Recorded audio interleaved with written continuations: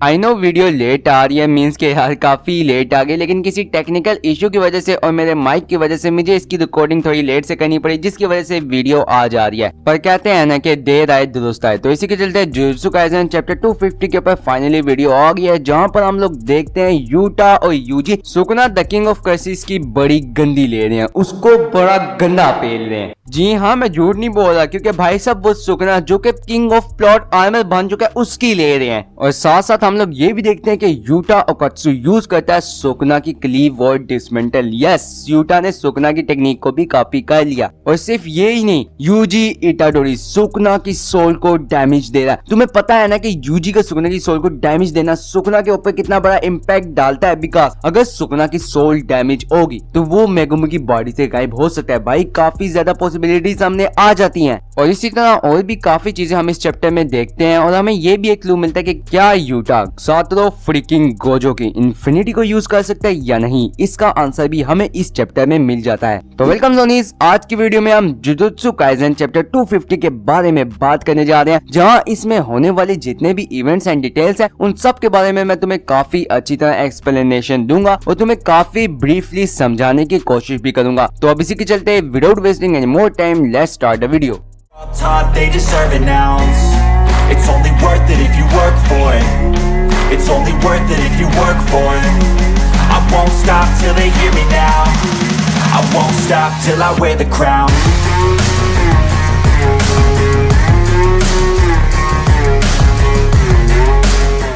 तो previous chapter में जैसे कि हम लोग देखते हैं कि यूटा ओकात्सु यूज करता है अपनी डोमेन एक्सपेंशन, जिसके एक्टिवेट होते ही सुकुना के लिए सिचुएशन काफी मुश्किल नजर आ रही होती है। और साथ साथ हमें यह भी बताया जाता है कि यूजी इटाडोरी सुकुना को हराने वाला सबसे मेन पावर पॉइंट बनने वाला है। तो इसी के चलते चैप्टर 250 की स्टार्टिंग होती है यूटा ओकात्सु की डोमेन से, जहाँ हमें यूटा की डोमेन के बारे में बताया जाता है कि ट्रू लव या फिर म्यूचुअल लव असल में है क्या, यूटा की डोमेन क्या है और इसकी पावर कैसी है। और हमें ये भी बताया जाता है कि भाई साहब कितनी ज्यादा ब्रोकन डोमेन है ये यूटा ओकात्सु की। तो यूटा की डोमेन में होता यह है कि आज तक यूटा ने इस पॉइंट तक जितनी भी कास्ट टेक्निक कॉपी की है, कि अगर तुम्हें नहीं पता तो यूटा की कास्ट टेक्निक है लोगों की कास्ट टेक्निक को कॉपी करना, तो उसने जितनी भी कास्ट टेक्निक कॉपी किया है उन सब को यूटा अपनी डोमेन में यूज करता है with the help of these कटाना जो हर जगह पड़ी है। उनमें से एक कटाना अलग अलग किस्म की कास्ट टेक्निक रखती है जो यूटा ने कॉपी किया, लेकिन यूटा को पता नहीं कि किस कटाना में कौन सी कास्ट टेक्निक है, ये बस उसके लक के ऊपर डिपेंड करता है। लेकिन यहाँ पर कटाना का नंबर इन्फिनिटी है, इन्फिनिटी कटाना है, और यूटा जितनी भी चाहे सोर्ड उठा के उन सोर्ड में अलग अलग कास्ट टेक्निक है। साथ साथ ये जो कास्ट टेक्निक्स हैं इनके साथ वो जो श्योर हिट वाला कांट मिस वाला अटैक है ना, वो इनके ऊपर अप्लाई होता है। इसलिए यूटा इन कटाना से अगर सुकुना पे अटैक करेगा तो यूटा उन्हें मिस नहीं कर सकता, वो अटैक जाके सुकुना को लगेगा, बिकॉज ये यूटा ओकात्सु की डोमेन एक्सपेंशन है। और साथ साथ इन कटाना से पावर सिर्फ यूटा ओकात्सु ही निकाल सकता है, बिकॉज ऑब्वियसली ये उसकी डोमेन एक्सपेंशन है। अब हम इसके आगे देखते हैं कि यूटा सुकुना के ऊपर अटैक करता है, जहां सुकुना उन अटैक्स को काफी इजीली डॉज तो कर लेता है, लेकिन सुकुना के लेफ्ट साइड से उसके ऊपर अटैक करता है यूजी, जहां पर सुकुना उसे भी किसी न किसी तरह डॉज कर लेता है। लेकिन सुकुना के ऊपर से एकदम रिका आती है द क्वीन ऑफ कर्सिस, और वो सुकुना को एक जोरदार घुसा मारती है। बट ऑब्वियसली वो Ryomen freaking Sukuna the king of curses है, तो वो उसे भी डॉज कर लेता है, बिकॉज इस बहन के लोड़े के पास प्लॉट आर्मर भी है। लेकिन जैसे ही सुकुना रिका के अटैक को डॉज करके साइड पे खड़ा होता है तो एकदम सुकुना के ऊपर स्लैशेस आते हैं, जो देख के भाई साहब मुझे लगता है कि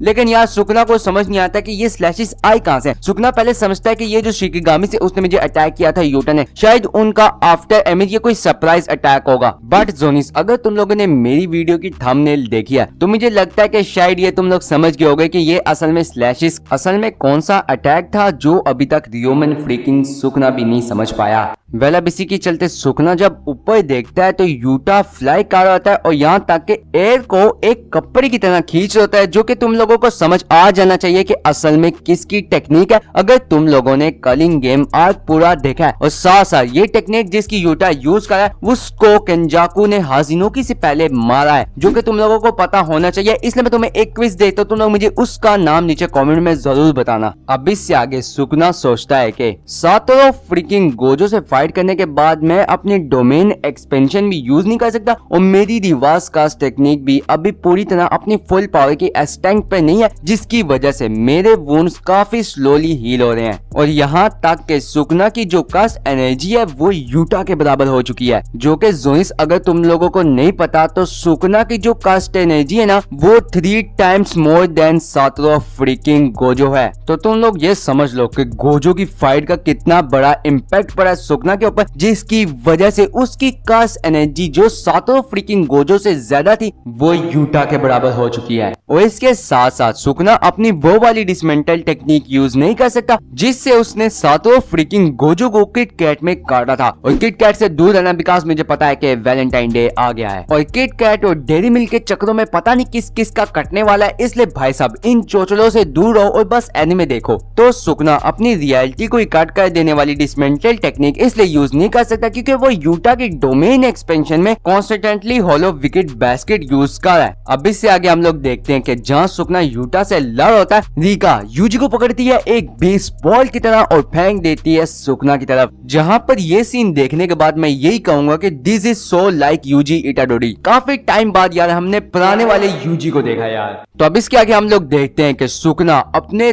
2 हाथों से हालो विकेट बास्केट को मेंटेन कर रहा है, साथ साथ एक हाथ से लड़ होता है यूटा ओकात्सु से और दूसरे हाथ से यूजी के अटैक को ब्लॉक करता है, जहां पर यूजी का अटैक सुकना की सोल को इम्पैक्ट करता है। और ये बात सुकना को भी समझ आ जाती है कि यूजी इटाडोरी मुझे फिजिकली अटैक नहीं कर रहा बल्कि वो मेरी सोल को अटैक कर रहा है सीधा जाके। और सोल के दरमियान उस बाउंड्री को यूजी इटाडोरी अटैक कर रहा है जहाँ पर सुकना और मेगुमी की सोल आपस में मिलती है। और यूजी और यूटा ये सब सिर्फ मेगुमी फुशिगोरो की सोल को जगाने के लिए कर रहे हैं, जिसे सुकना ने काफी ज्यादा वीक कर दिया आफ्टर दी बैथ। जी हाँ, मैं उसी बात की बात करूँ जहाँ पर सुकना खून के तालाब में डुबकियां मार रहा है। अगर तुम लोगों ने कलिंग गेम आर्क देखा है तो तुम्हें पता है कि मैं भी किस चीज की बात कर रहा हूँ। और सुकना को भी इस चीज का एहसास हो जाता है कि जब जब यूजी सुकना को अटैक करता है तब तब सुकना की कास्ट एनर्जी भी डिक्रीज होती है और साथ साथ मेगुमी फुशिगोरो की बॉडी के ऊपर सुकना का कंट्रोल भी डिक्रीज होता है। और यूटा और यूजी ये सब तब तक करते रहेंगे जब तक सुकना हॉलो विकेट बास्केट को मेंटेन ना कर सके, जहां पर इसके बाद वो लोग एंजल की कास्ट टेक्निक यूज करेंगे, Jacob's ladder, to remove the cursed object inside Megumi Fushiguro, जो के कास्ट ऑब्जेक्ट से मुझे लगता है कि सुकना की वो उंगली जो उसने मेगुमी फुशिगोरो को खिलाई थी, ये लोग में भी उसको निकालने की बात कर रहे हूँ। तो अब इसके आगे हम लोग देखते हैं कि सुकना यूजी को पकड़कर एकदम फेंकने वाला होता है कि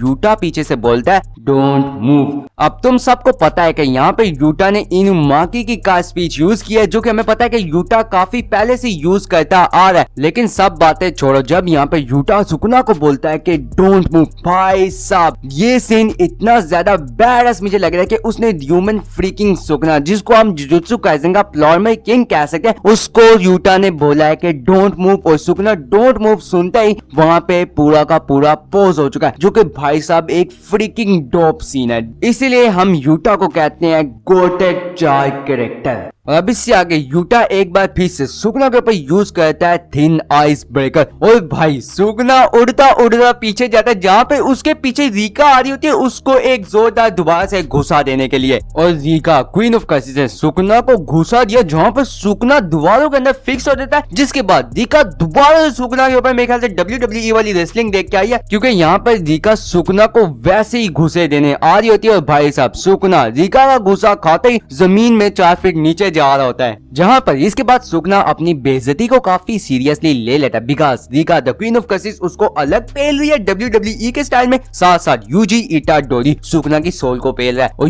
यूटा तो उसकी बॉडी की ले ही जा रहा है। तो भाई साहब वो human freaking Sukuna the king of curses है, the king of plot armour भी है और साथ साथ गिगे अकुतामी का फेवरेट कैरेक्टर है। तो इन लोगों ने उसको इतना कैसे पेल दिया, ये चीज सुकना को बर्दाश्त से बाहर हो जाती है। और सुकना कहता है अब मुन्ना मैं तुम्हें बताता हूँ, बिकॉज जैसे ही यूटा और यूजी सुकना की तरफ अटैक करने आते हैं, सुकना यूज करता है क्लीव एंड डिसमेंटल और यूटा और यूजी पीछे जाके गिर जाते हैं, जहां सुकना उनके पास एकदम से आके उनको अटैक करने वाला था और साथ साथ रीका के पंच को भी एक हाथ से ब्लॉक करता है और करते ही रीका की उंगलियों को काट देता है। आखिरकार वो ह्यूमन फ्रीकिंग सुकना है। क्योंकि पिछले चैप्टर से जिस तरह सुकना यूजी, रिका और यूटा के हाथों पिटा जा रहा था ना, तो मुझे सीरियसली ये बात हजम नहीं हो रही थी कि सुकना इनके हाथों कैसे इतनी आसानी से पिटा जा रहा है। यार ये बात हजम होने वाली नहीं है, बिकॉज वो ह्यूमन फ्रीकिंग सुकना है और हमें पता है कि सुकना कितना ज्यादा बैड है, साथ साथ उसके पास गेगे का सपोर्ट भी है और प्लॉट आर्मर भी है, तो वो इतनी आसानी से कैसे पिटा गया, ये बात थोड़ी हजम नहीं होती। लेकिन अब सुकना ने जिस तरह रिका की हाथ की उंगलियां काट दी और यूजी और यूटा को पीछे दे मारा, ये देखते हुए मुझे नजर आ रहा है कि सुकना अपनी वाइब में वापस आ गया है। अब इसके आगे सुकना यूजी और यूटा से पूछता है कि तुमने पिछले महीने क्या किया, जहाँ पर यूजी कहता है कि मैंने बहुत ज्यादा मेहनत की, लेकिन यूटा यहाँ पे कहता है चीट, और यूजी और यूटा एक दूसरे के आंसू को देख के काफी ज्यादा शॉक्ड होते हैं। जहाँ पर यूजी की बात तो मुझे समझ आती है, लेकिन यूटा की बात सुनने के बाद मैं भी थोड़ा सा कंफ्यूज हो गया, बिकॉज यूटा ने क्या चीट किया होगा। अब इसके आगे यूजी और यूटा को भी ये बात समझ आ जाती है कि अगर सातों फ्रीकिंग गोजो ने सुकना से फाइट ना की होती तो अभी तक सुकना यूजी और यूटा को कापका मार चुका होता, और साथ साथ उन्हें ये बात कहते हुए अच्छा तो नहीं लग रहा, लेकिन वो लोग हिस्ट्री और अभी तक के सबसे ज्यादा स्ट्रॉन्गेस्ट सोर्सर से लड़े हैं, इसलिए उनके पास फेलियर वाला ऑप्शन नहीं है। क्योंकि अगर उन लोगों ने सुकना को अभी नहीं हराया तो इन लोगों को डर है कि उसके बाद जो होगा वो बहुत ही भयानक होगा।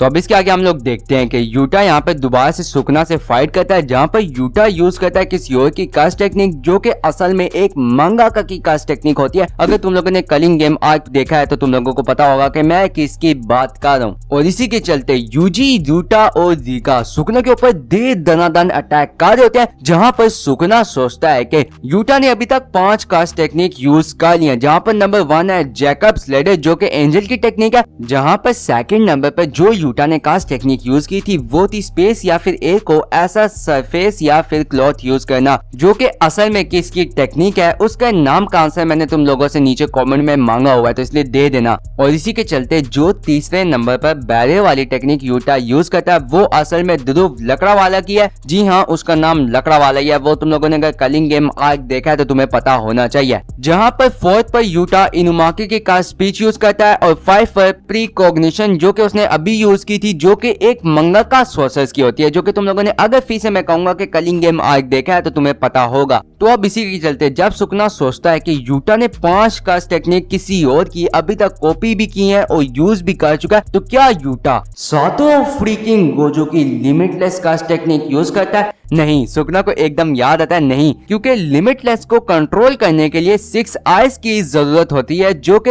यूटा के पास नहीं है। एंड बिकॉज ऑफ दैट सुकना सोचता है कि इसके आगे यूटा ओकात्सु कौन सी कास्ट टेक्निक मेरे अगेंस्ट यूज करने वाला है। जहाँ पर इसके बाद हम लोग देखते हैं कि यूटा को एक ओपनिंग नजर आती है और वो सुकना को अटैक करने के लिए जाता है, लेकिन सुकना एकदम यूटा की स्वॉर्ड काफी आसानी से पकड़ लेता है। बट इसके आगे जो होता है ना वो मेरा माइंड ब्लो कर देता है और मुझे काफी ज्यादा शॉक्ड और हाइप कर देता है, बिकॉज यहाँ पे यूटा बोलता है क्लीव, और भाई साहब सुकना की स्लैशेस उसके अगेंस्ट यूज होना, यूटा क्या सुकना की टेक्निक क्लीव और डिसमेंटल को कॉपी कर लेना, दिस इज फ्रीकिंग इनसेन यार। अब यहाँ पे यूटा ने यूज किया क्लीव, वो भी सुकना के अगेंस्ट, ह्यूमन फ्रीकिंग सुकना की टेक्निक उसी के अगेंस्ट यूज करना। ये चीज देखकर ह्यूमन फ्रीकिंग सुकना भी काफी शॉक्ड एंड हैरान हो जाता है, लेकिन इसी के साथ चैप्टर का भी एंड हो जाता है। बट ओवरऑल ये चैप्टर काफी ज्यादा मजे का रहा, हमने काफी ज्यादा एक्शन भी देखा, साथ साथ सुकना को अब कोई धूल चटा रहा है। हमें उम्मीद की किरण नजर आ रही है कि सुकना को कोई हरा सकता है, बिकॉज यूटा ओकात्सु इतना ज्यादा ब्रोकन कैरेक्टर बन चुका है और उसका साथ यूजी के टीम अप करना, ये जो तगड़ी टीम बन गई ना भाई साहब, ये बहुत ज्यादा बैड टीम बन गया।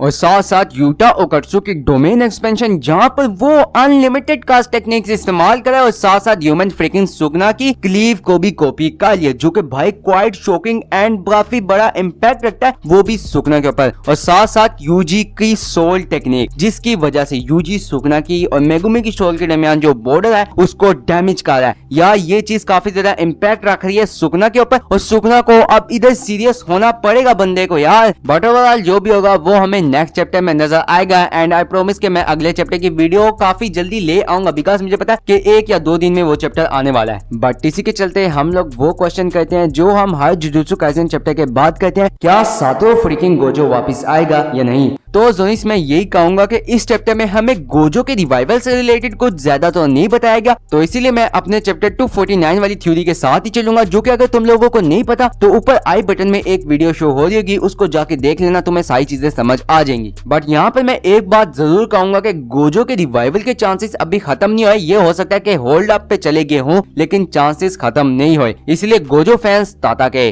तो अब ये था जुजुत्सु काइसेन चैप्टर 250 का रिव्यू एंड ब्रेकडाउन, जहां मैंने इसमें होने वाली जितने भी इवेंट्स एंड डिटेल्स हैं वो तुम्हें काफी अच्छी तरह समझा दी हैं, या फिर समझाने की कोशिश तो की है, लेकिन फिर भी एज एन फॉर्मेलिटी अगर मैंने कोई चीज मिस कर दी, या फिर तुम्हें लगता है कि यूटा आगे कौन सी टेक्निक कॉपी करेगा और सुकना आगे क्या करने वाला है, इसके बारे में अपना गैस मेरे साथ नीचे कमेंट में जरूर शेयर करना। साथ साथ अगर इस वीडियो को यहाँ तक देख रहे हो तो जल्दी से बस इसको एक लाइक कर दो। मैं तुम लोगों से और कुछ नहीं मांगने वाला, बस एक लाइक ही मांग रहा हूँ, तो प्लीज एक लाइक कर दो यार, तुम्हारा क्या जाएगा। एंड इस वीडियो को तुम्हारे जितने भी जुजुत्सु काइसेन फैन दोस्त हैं उनके साथ जरूर शेयर करना, और अगर तुम लोग किसी जेजे की कम्युनिटी में ऐड हो तो वहाँ पर भी जरूर शेयर कर देना, बिकॉज हमने जुजुत्सु काइसेन की कम्युनिटी में रोला मचाना है। प्लस एंड में अगर तुम लोग मेरे चैनल पर न्यू हो तो इस सब्सक्राइब वाले बटन में तुम लोग यूटा की सोड मारो या फिर रीका के घुसे, लेकिन जो मर्जी मारना इसको सब्सक्राइब कर देना अगर तुम लोग जेजे के नेक्स्ट चैप्टर के ऊपर भी वीडियो देखना चाहते हो तो। और इसी तरह के और भी पीक कंटेंट देखने के लिए तुम्हारे सामने 2 वीडियो शो हो रही होगी, उनमें से किसी एक को देख लेना।